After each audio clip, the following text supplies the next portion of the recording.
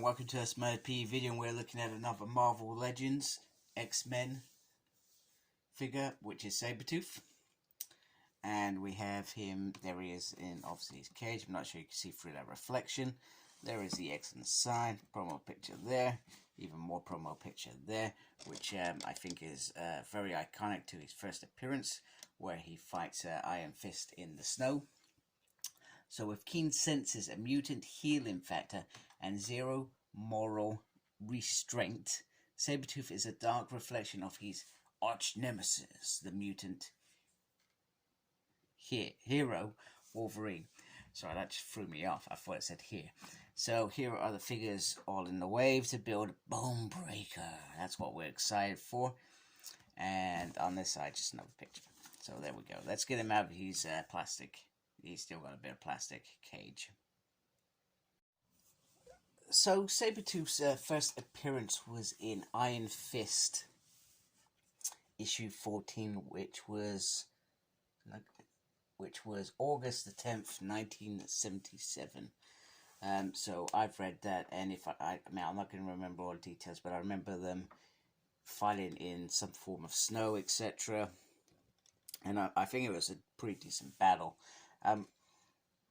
Then I'm not sure when he next turns up, but in terms of X-Men, I feel like he first appeared during Mutant Massacre, and he has a brutal fight with Wolverine. He has a brutal fight with Psylocke, and he is scary. Pretty much, he's scary.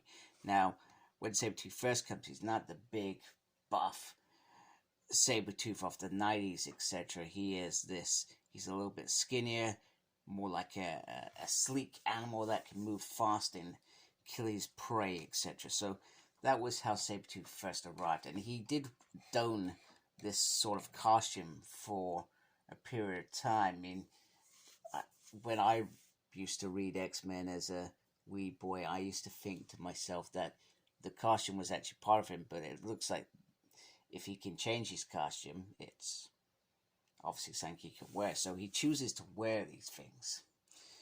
So I'm glad that they did this version. They did, I think Toy Biz did do a version. I don't think I ever picked up that version. It was in a 2-pack. But just look at that grin. I love that grin. I love the teeth all gritted. He looks sinister, almost smiling, ready to pounce. He's got the head.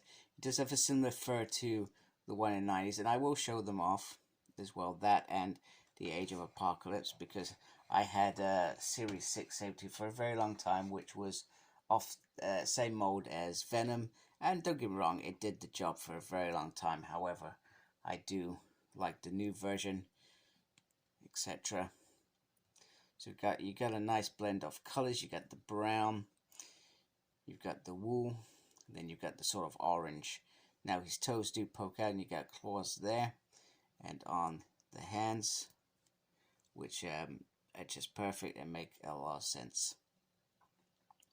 But yeah, really nice figure, and I can feel mine is really stiff, and I know I should give it a little blow dry to loosen them up, because stiff joints, if you sometimes if you're not careful with stiff joints, they can snap, and obviously you don't want to do that. So in terms of accessories, he doesn't actually come with any of his own. All he comes with is the builded pieces for Bonebreaker. Now, I'm not going to pretend to know where these actually go on the tank, but seeing these actually made me think, there's some really nice detail on there. I'm very excited about getting to that point where I'm showing off that figure, I hope. So in terms of articulation, so the head can go round. There's little movement up and down.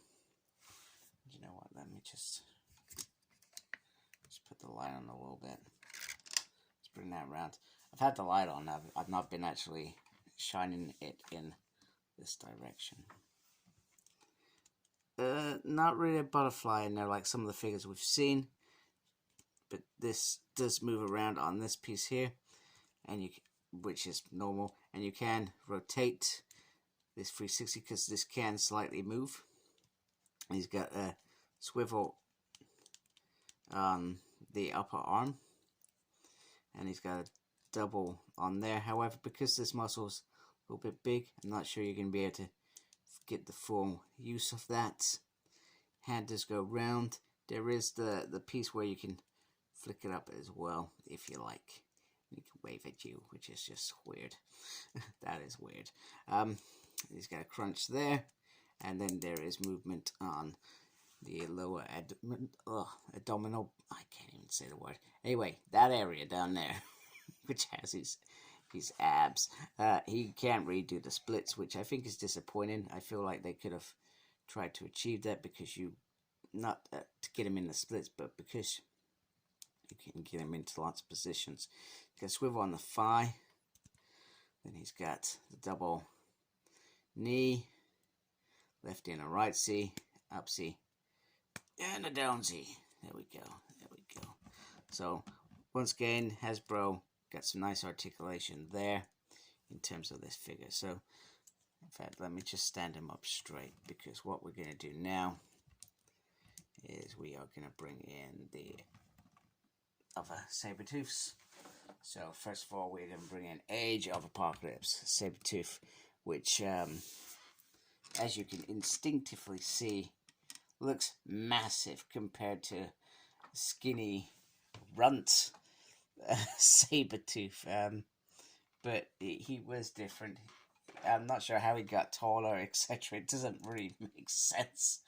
But hey, I mean, it is an alternative reality, but it was also the 616 reality for a period of time, right? And then we've got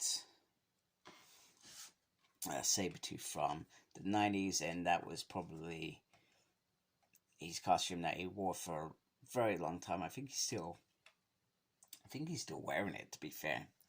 So there are the three of them. So you can see some similarities in terms of he's decided that actually he wants to keep that, but he didn't need it on there, and he wanted to wear shoes because he felt, you know what, I deserve some shoes. He also has his hands hidden there, and he does his hair slightly different. His face is a bit skinnier on this, but in fact, wait a minute, he's a little bit taller. So maybe he's just growing up, maybe. I don't know. I mean, you can't grow up after 100 years of being alive, surely. Doesn't make sense. But anyway, it's really interesting to see the different heights of these figures. Especially Age of Apocalypse compared to him. I think I probably said the same when I reviewed Age of Apocalypse compared to normal 616 Sabretooth. He is massive. But this figure is absolutely stunning. I'm very, very impressed with it. Very happy. And if you're a Wolverine Sabretooth fan, you gotta get this, because this is decent. So anyway, I hope you like my video. If you do, please support my channel by subscribing. I really appreciate that. Make sure you look after yourself. Very important these days. Thank you to those that are already subscribed. Embrace geekiness. Take care, folks. Goodbye.